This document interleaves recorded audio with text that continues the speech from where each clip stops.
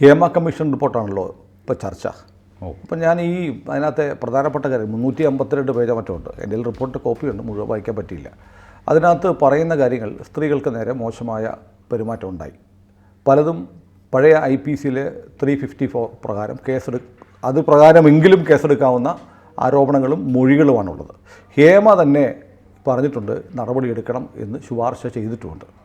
എന്നാൽ വലിയ വിചിത്രം എന്ന് പറയുന്നത്, വളരെ വിചിത്രമായി തോന്നിയത്, ഈ ജസ്റ്റിസ് ഹേമ തന്നെ ഈ റിപ്പോർട്ട് പുറത്തുവിടരുത് എന്നാവശ്യപ്പെട്ടു.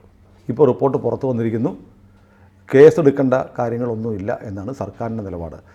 സജി ചെറിയാൻ സിനിമാ മന്ത്രി പറയുന്നത് വേണമെങ്കിൽ സിനിമാക്കാരെ എല്ലാം വിളിച്ചുകൂട്ടി ഒരു കോൺക്ലേവ് നടത്താമെന്ന്.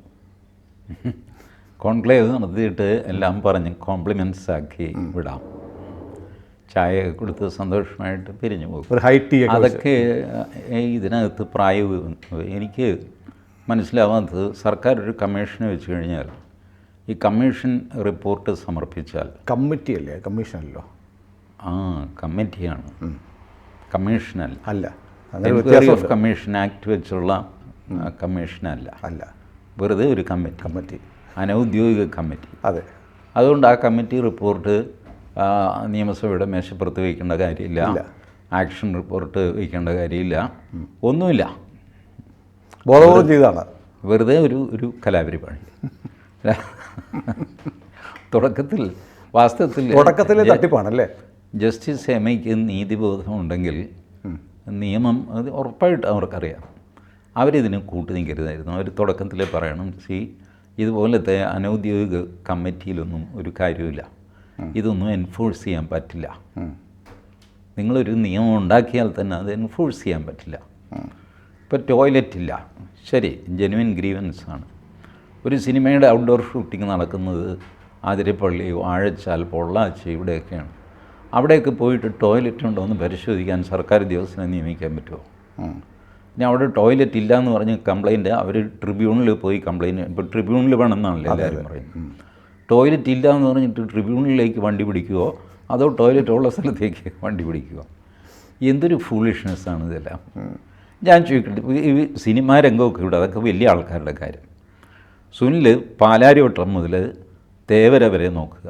പാലാരിവട്ടത്ത് നിന്ന് നേരെ കലൂര്, കച്ചേരിപ്പടി, ശീമാട്ടിയുടെ അവിടെ ലെഫ്റ്റ് തിരിഞ്ഞിട്ട് MG റോഡ് വഴി നേരെ ജോസ് ജംഗ്ഷൻ വഴി തേവര വഴി യാത്ര ചെയ്യുക. ഒരു പബ്ലിക് ടോയ്ലറ്റ് എനിക്ക് കാണിച്ചതാണ്.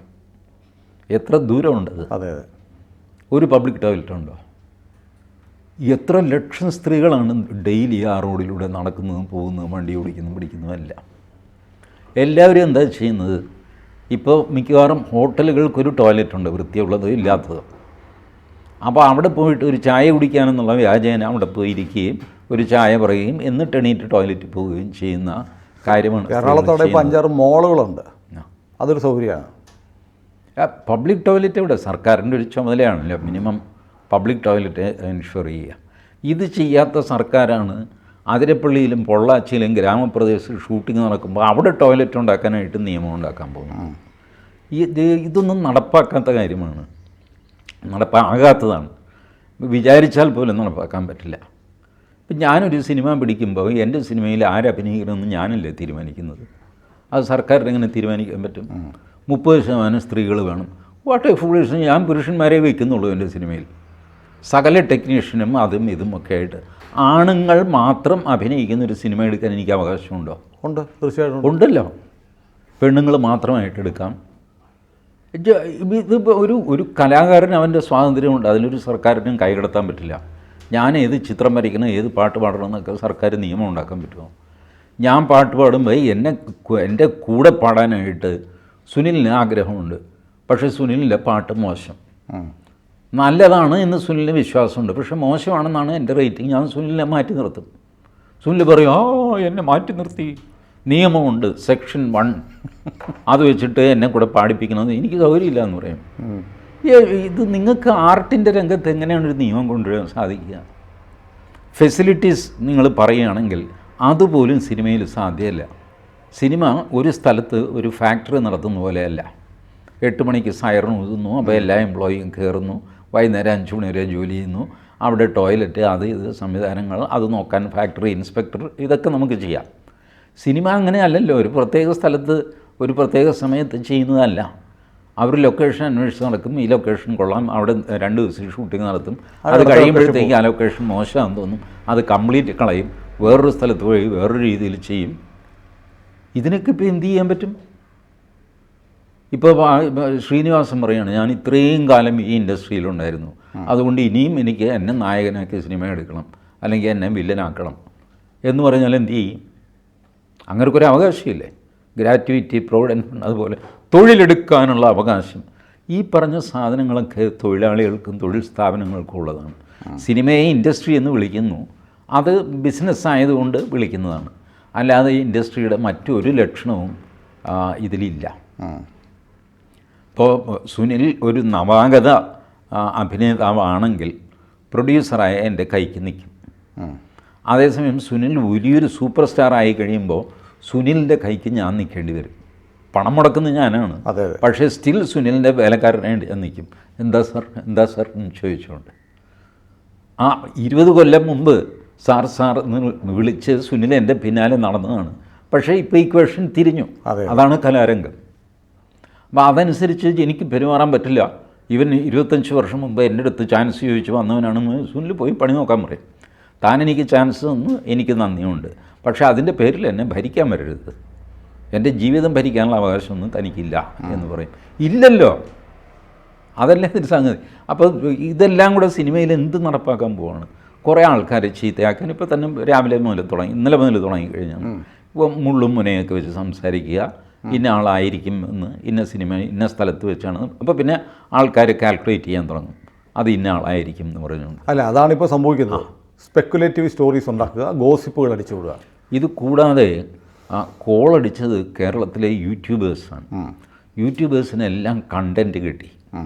ഈ ഹേമ കമ്മീഷൻ റിപ്പോർട്ടിൻ്റെ ഓരോ പേജും ഒരു വീഡിയോയ്ക്കുള്ള സംഗതിയാണ്. ആ വീഡിയോയിലും അവർക്ക് ഹിൻറ്റ് കൊടുത്ത് സംസാരിക്കാം. മാനനഷ്ട കേസ് വരാത്ത രീതിയിൽ അത് ചെയ്യാനുള്ള സാമർഥ്യമൊക്കെ യൂട്യൂബർമാർക്കുണ്ട്. ഞെട്ടിപ്പിക്കുന്ന റിപ്പോർട്ട്, തട്ടിപ്പിക്കുന്ന റിപ്പോർട്ട് എന്നൊക്കെ പറഞ്ഞിട്ട് വീഡിയോ ചെയ്യാം. അതിനൊക്കെയുള്ള മസാല കൊടുത്തു എന്നുള്ളതല്ലാതെ ഒരു പ്രയോജനവും ഈ സാധനം കൊണ്ടില്ല. അല്ല, ഞാൻ ചോദിക്കുന്നത്, ഈ ഹൈക്കോടതി ജഡ്ജിയായിരുന്ന ഒരാൾ ഒരു കമ്മീഷന് പോലും പരിമിതമായ അധികാരങ്ങളുണ്ട്. കമ്മീഷൻ റിപ്പോർട്ട് സർക്കാരിൻ്റെ അടുത്ത് ചവറ്റോട്ടക്കളി, എത്രയോ കമ്മീഷൻ റിപ്പോർട്ടുകൾ വന്നിട്ടുണ്ട്. പുറത്തു വരാതെ ശബരിമല തീവെപ്പ് മുതലുള്ള കമ്മീഷൻ റിപ്പോർട്ടുകൾ നമ്മൾ കാണുന്നുണ്ട്. ഒരു നടപടി ഉണ്ടാകുന്നില്ല. അങ്ങനെ ഒരു കമ്മീഷൻ പോലും അല്ലാതെ ഒരു കമ്മിറ്റി രൂപീകരിക്കുമ്പോൾ ഹൈക്കോടതിയിലൊരു ജഡ്ജിയായിരുന്ന ഒരാൾ അതിൻ്റെ ഹെഡ് ചെയ്യാൻ പോകുന്നത് തന്നെ ഒരു വിരോധാഭാസമല്ലേ? ഞാനതുകൊണ്ടാണ് പറഞ്ഞത്, at the first instance justice Hema should have refuse to take up this job. This is ഒരു പർപ്പസ് ഇല്ലാത്ത ഒരു പണിയാണ്, അതുകൊണ്ട് ഞാനിതിനില്ല എന്ന് പറയണമായിരുന്നു. ഒരു പർപ്പസും ഇല്ല. ഇപ്പോൾ നോക്കൂ, ഇതിനകത്ത് ഈ IPC 354 വെച്ച് കേസെടുക്കാം എന്നൊക്കെ പറയുന്നില്ലേ, വളരെ ബുദ്ധിമുട്ടാണ്. ഇപ്പോൾ AK ബാലൻ പറയുന്നത് ആകാശത്ത് FIR ഇടാൻ പറ്റില്ല, പ്രതി ആരാണെന്ന് അറിയില്ല എന്നൊക്കെ. അത് ശരിയല്ല. പ്രതി ഐഡൻറ്റിഫൈ ചെയ്തില്ലെങ്കിൽ FIR ഇടാം. പ്രതികളുടെ പേരില്ലാതെ FIR ഇടാറുണ്ടല്ലോ. അങ്ങനെയൊക്കെ ചെയ്യാം if you are determined. But അങ്ങനെ മുന്നോട്ട് പോയി കഴിഞ്ഞാൽ അതിനുവേണ്ടി ഡെഡിക്കേറ്റഡ് ഒരു പോലീസിൻ്റെ ടീം ഉണ്ടാകുകയും ഇത് കണ്ടുപിടിക്കുകയും ഒക്കെ ചെയ്ത് ഈ ജസ്റ്റിസ് ഹേമ തന്നെ കുഴപ്പത്തിലാകും. ഈ ഒരു കോഗ്നൈസബിൾ ഒഫൻസ് നടന്നു എന്ന് റെക്കോർഡ് ചെയ്തിരിക്കുന്നു ഒരു സ്ത്രീ, ജസ്റ്റിസ് ഹേമ. അതെ. നൗ യു ടെലസ്, ഇതാരാണ് ഇതിനകത്തെ വാദിയും പ്രതിയും? അതാണ് കോഗ്നൈസബിൾ ഒഫൻസാണ്. You have disclose the offence, now tell us. ഇത് ചോദിച്ചാൽ ജസ്റ്റിസ് ഹേമ എന്ത് ചെയ്യും? അവർക്ക് ഒരു കമ്മീഷൻ്റെ പ്രിവിലേജും ഇല്ല, ജുഡീഷ്യൽ കമ്മീഷൻ്റെ പ്രിവിലേജും ഇല്ല, ഒന്നുമില്ല. You cannot hide. ഒരു കൊലപാതകത്തിൻ്റെ കാര്യമാണ് ഒരാൾ ഡിസ്ക്ലോസ് ചെയ്യുന്നത് വെച്ചാൽ, ഒരു ഷൂട്ടിങ്ങിനിടയിൽ ഒരു കൊലപാതകം നടന്നു, അത് മൂടി വെച്ചു എല്ലാവരും ചേർന്ന്, ആ ശവം വെള്ളച്ചാട്ടത്തിൽ കളഞ്ഞു. ഇതാണ് ഒരാൾ ഡിസ്ക്ലോസ് ചെയ്തിരിക്കുന്നത് ഹേമ കമ്മീഷന് മുമ്പാകെ. കൊലപാതകമല്ലേ? കൊലപാതകം നടന്നു നിങ്ങൾ കമ്മീഷൻ റിപ്പോർട്ടിൽ എഴുതി വയ്ക്കുകയും ചെയ്യുന്നു. എന്നിട്ട് പിന്നെ ആളെ പറയില്ല എന്ന് പറഞ്ഞു കഴിഞ്ഞാൽ പറ്റുമോ? അപ്പോൾ പോലീസുകാരുടെ അടുത്ത് ആളെ പറയേണ്ടി വരും. ഈ പുലിവാലൊക്കെ ഉണ്ട് ഇതിൽ. അതുകൊണ്ടാണ് FIR പറ്റില്ല എന്ന് പോലീസ് നടപടി ഇല്ല. പോലീസ് മടക്കി. ലോക്നാഥ് ബെഹ്റ പറഞ്ഞു ഇത് വെച്ചിട്ട് കേസെടുക്കാൻ പറ്റില്ല എന്നൊക്കെ പറഞ്ഞിട്ട് എല്ലാവരും കൂടെ തത്തിക്കളിക്കുകയാണ്. വാസ്തവത്തിൽ ഇത് വെച്ച് കേസെടുക്കാം. അതെ, പോലീസിന് സ്വമേധയാ കേസെടുക്കാവുന്ന കേസുകളാണല്ലോ കോഗ്നൈസബിൾ ഒഫൻസ് എന്ന് പറയുന്നത്. അതെ, അത് ഇതിനകത്തുണ്ടെന്ന് വ്യക്തമായി കഴിഞ്ഞു. അതെ. അങ്ങനെ ഒരു പോലീസ് ഹൈപ്പോത്തറ്റിക്കലാണ് നടക്കാൻ പോകുന്നത്. കേസെടുത്താൽ ഇത് ഹൈഡ് ചെയ്താൽ ഹേമയും പ്രതിയാവത്തില്ലേ? അല്ല, ഹേമ മാത്രമല്ല, ഈ മൊഴികൾ കേട്ട 3 പേരാണ്. സിനിമാ നടി ശാരദ, KB വത്സലകുമാരി IAS. അവർ നിസ്സാരക്കാരിയല്ല. KB വത്സലകുമാരി അവർ സർവീസിൽ നിന്ന് വലിയ പേര് കേട്ട ഓഫീസറായിരുന്നു. പിന്നെ ജസ്റ്റിസ് ഹേമ. ഈ 3 പേർക്കും കൈ കഴുകാൻ പറ്റില്ല ഇതിൽ നിന്ന്. 3 പേര് ഇത് കേട്ടതാണ്. വലിയ പുലിവാലാണ് പിടിച്ചിരിക്കുന്നത്. അത് മാത്രമല്ല, ഇതിൻ്റെ ഒരു എവിഡൻസിൻ്റെ ഭാഗമായിട്ടുള്ള മൊഴികളുണ്ടല്ലോ, ഈ മൊഴികൾ മുഴുവൻ ഹൈഡ് ചെയ്തിരിക്കുക. അപ്പോൾ അത് ഹൈഡ് ചെയ്യാൻ പറ്റുമോ അങ്ങനെ? എന്ന് വെച്ചാൽ പോലീസ് വിചാരിച്ചാൽ അത് എടുക്കാൻ പറ്റും. പോലീസിൽ നിന്ന് ആർക്കും അത് ഒളിച്ചു വയ്ക്കാൻ പറ്റില്ല. അല്ല, ഇപ്പോൾ ഒരു പ്രശ്നം വെച്ചാൽ ആരെയും സംശയിക്കാം. ആ പ്രമുഖൻ ഉന്നത സ്ഥാനീയൻ എന്നൊക്കെ പറയുമ്പോൾ ആരുടെ ദേഹത്തും കറപറ്റുകയാണ്. അതുകൊണ്ട് അവർക്ക് ആവശ്യപ്പെടും, ഞങ്ങൾ സംശയിക്കപ്പെടുന്നു, അതുകൊണ്ട് ഇതിൻ്റെ യഥാർത്ഥ വിവരങ്ങൾ പുറത്തു വരണം, ഈ മൊഴികൾ പുറത്തു വിടണം എന്നാവശ്യപ്പെട്ടൊരു പെറ്റീഷൻ വന്നാലോ? പെറ്റീഷൻ വന്നാൽ ബുദ്ധിമുട്ടാണ്. ഒന്നുമില്ലെങ്കിൽ സീൽഡ് കവറിൽ അയാൾക്ക് ഇത് കൊടുക്കേണ്ടി വരും. പക്ഷേ സീൽഡ് കവറിൽ കൊടുത്താലും അയാൾ പറയും, എൻ്റെ റെപ്യൂട്ടേഷൻ സംരക്ഷിക്കാനായിട്ട് എനിക്കിത് പുറത്തു വിടണം, ഞാനിതിലില്ല എന്ന് ജനങ്ങളെ ബോധ്യപ്പെടുത്തേണ്ട ആവശ്യമുണ്ട്. അല്ലെങ്കിൽ അനാവശ്യമായിട്ട് ആൾക്കാർ എന്നെ സംശയിക്കുന്നു. കാരണം ലക്ഷണം കണ്ടു കഴിഞ്ഞാൽ ഞാനാണെന്ന് തോന്നത്തക്ക രീതിയിലുള്ള മൊഴികൾ വന്നിരിക്കുന്നു. വലിയ വലിയ ദുരിതം പിടിച്ച പുലിവാലാണ് ഈ പിടിച്ചിരിക്കുന്നത്. അത് മാത്രമല്ല, ഇപ്പോൾ ഈ മൊഴികൾ ഇവർ രഹസ്യമായിട്ട് വെച്ചു എന്ന് പറയുന്നു. എവിടെ, ആരുടെ അടുത്ത് രഹസ്യമായിട്ട് വെച്ചിരിക്കുന്നു? സർക്കാരിൻ്റെ സജി ചെറിയൻ്റെ പ്രസ്താവന ഉണ്ടോ, ഞാൻ ഈ റിപ്പോർട്ട് കണ്ടിട്ടില്ല, മൊഴിയും കണ്ടിട്ടില്ല. ആ റിപ്പോർട്ട് വായിച്ച് ഉദ്യോഗസ്ഥന്മാർ തന്ന ശുപാർശയാണ് എൻ്റെ കയ്യിലുള്ളത്. റിപ്പോർട്ട് ഞാൻ കണ്ടിട്ടില്ല. ഇതിനർത്ഥം 4-5 ഉദ്യോഗസ്ഥന്മാർ റിപ്പോർട്ട് കണ്ടിട്ടുണ്ട്, മൊഴി അടക്കം. ഈ ഭൂമിയിൽ നിങ്ങൾക്കൊരു രഹസ്യം സൂക്ഷിക്കാവുന്നത് മാക്സിമം 3 പേരിലാണ്. 4-മൻ അതിനകത്ത് ഇന്നുള്ളായാൽ പിന്നെ അത് പരസ്യമാണ്. ഇത് അക്സെപ്റ്റഡ് പ്രിൻസിപ്പിളാണ് ലോകം മുഴുവൻ. മാക്സിമം രഹസ്യം സൂക്ഷിക്കുന്നത് 3 പേരാണ്. ഇത് അതിൽ കൂടുതൽ ആൾക്കാർ സെക്രട്ടേറിയറ്റിൽ കണ്ടു കഴിഞ്ഞു. ഇത് വിവാദമായ നിമിഷം തന്നെ സെക്രട്ടേറിയറ്റിൽ എത്രയോ പേരുടെ അടുത്ത് ഈ കമ്മിറ്റി റിപ്പോർട്ടിൻ്റെ ഫോട്ടോകോപ്പി ഉണ്ടാവും. തുനിഞ്ഞിറങ്ങിക്കഴിഞ്ഞാൽ 2-3 ഫോൺ കോൾ ഉണ്ടെങ്കിൽ എനിക്കോ സുനിലിനോ ഇതിൻ്റെ കോപ്പി സെക്രട്ടേറിയറ്റിൽ നിന്ന് ഓത്തൻറ്റിക് കോപ്പി സംഘടിപ്പിക്കാം. ഈ മാധ്യമങ്ങളുടെ അടുത്തെല്ലാം കോപ്പി വന്നില്ല. അത് മുഴുവൻ കിട്ടിയില്ല, ബാക്കി അവിടെ ഇരിക്കണമെന്നാണ് വിചാരം. ഒന്നുമല്ല, എല്ലാവർക്കും കിട്ടിയിട്ടുണ്ട്. എല്ലാവർക്കും സ്കാൻഡ് കോപ്പിയാണ് കിട്ടിയത്. എനിക്കും കിട്ടിയ കൂട്ടത്തിൽ. അതെ, അല്ലെ, സ്കാൻ ചെയ്യാതെയും കോപ്പി കിട്ടുമെന്നേ. ഇതിപ്പോൾ 4-4.5 വർഷമായതല്ലേ. ഇതിനിടയ്ക്ക് ഹേമ കമ്മീഷനെ പറ്റി ആരും ഒന്നും മിണ്ടിയിട്ടില്ല. ഇടയ്ക്കിടയ്ക്ക് തലവെക്കും, പിന്നെയും അത് തലതാഴ്ത്തും. ഈ തലതാഴ്ത്തിയിരിക്കുന്ന സമയത്ത് സുഖമായിട്ട് പുറത്ത് കൊണ്ടുപോയി ഫോട്ടോ കോപ്പി എടുത്ത് എത്ര കോപ്പി വേണമെങ്കിൽ ആരുടെ കയ്യിലും കൊടുക്കാം. മറ്റൊരു സംശയം, ഇത് ക്ലാസിഫൈഡ് ഡോക്യുമെൻ്റ് ആയിട്ട് ആരും പറഞ്ഞിട്ടൊന്നുമില്ല. ഇല്ല, ഇത് ലീക്കായാൽ എന്ത് ചെയ്യാൻ പറ്റും? ഒന്നും ചെയ്യാൻ പറ്റില്ല. ലീക്കായി എന്ന് പോലും പറയാൻ പറ്റില്ല, കാരണം ക്ലാസിഫൈഡ് അല്ലല്ലോ. അതെ, a document which is not classified is a public document. ഈ വിവരാവകാശ നിയമം എന്ന് പറയുന്ന ഒരു കോടാലി മനുഷ്യനെ ഉപദ്രവിക്കാൻ ഉണ്ടാക്കിയതാണ്. അത് അന്ന് ഡോക്ടർ ബാബു പോൾ പറഞ്ഞിരുന്നു. 10 പൈസ കൊടുക്കാതെ പൗരന് കിട്ടേണ്ട വിവരം 10 രൂപയും പിന്നെ ഫോട്ടോ കോപ്പി ചാർജും കൊടുത്താലേ കിട്ടുള്ളൂ എന്നുള്ള സ്ഥിതിയാണ് വിവരാവകാശം കൊണ്ടുവന്നത്. ഈ വിവരം അറിയാനുള്ള, ഫ്രീ ആയിട്ട് അറിയാനുള്ള അവകാശം നമുക്കുണ്ട്. അതെ അതെ, അതാണ് ഈ 10 രൂപ വെച്ച് ആപ്ലിക്കേഷൻ വെച്ച് തടഞ്ഞത്. അതാണ് വിവരാവകാശ നിയമം. ഇപ്പോൾ ഈ വിവരാവകാശം ഒന്നും ഇല്ലാതെയും ഈ കടലാസുകൾ കൊടുക്കാം. അത് നിയമവിധേയമായിട്ട് തന്നെ കൊടുക്കാം. അത് മാത്രമല്ല, ഇതിൻ്റെ പകുതി പോർഷൻ ഈ മൊഴികൾ പുറത്തുവിടേണ്ടത് സ്റ്റേറ്റ് കമ്മീഷൻ്റെ തീരുമാനമാണ്. അപ്പീലബിൾ അല്ലേ? അപ്പീൽ കൊടുക്കാം. പൂർണ്ണമായും ഇത് കിട്ടണം എന്നാവശ്യപ്പെട്ട് കൊടുക്കാം. അപ്പോൾ ഇത് ഇവിടെ അവസാനിക്കാൻ പോകുന്നില്ല. ഈ ആരെങ്കിലും തുനിഞ്ഞിറങ്ങിയാൽ അവസാനിക്കാൻ പോകുന്നില്ല. പക്ഷേ തുനിഞ്ഞാരും ഇറങ്ങുകയില്ല. കാരണം ഈ വന്ന ഡാമേജ് വെച്ച് ലിമിറ്റ് ചെയ്യാൻ, കൂടുതൽ ഡാമേജ് വേണ്ട. അങ്ങനെയല്ല, താല്പര്യമുള്ള വേറെ ആളുകളുണ്ടാവുമല്ലോ. ഉണ്ടാകാം. അതുകൊണ്ട് ഇത് മാത്രമല്ല, ഇതിനകത്തെ ഏറ്റവും വലിയ രസം എന്താണെന്ന് വെച്ച് കഴിഞ്ഞാൽ, ഈ മൊഴികൾ വെച്ച് സിനിമാ രംഗത്തെ മാനിപ്പുലേറ്റ് ചെയ്യാനുള്ള സാമർഥ്യം CPM-നുണ്ട്. ഈ മൊഴികൾ വെച്ചിട്ട് അവരുടെ കയ്യിൽ തന്നെ കൊണ്ടുപോയി ഈ ആയുധം കൊടുത്തിട്ടുണ്ട്. ഈ ആയുധം അവർ സിനിമാ രംഗത്ത് സുഖമായിട്ട് ഉപയോഗിക്കും.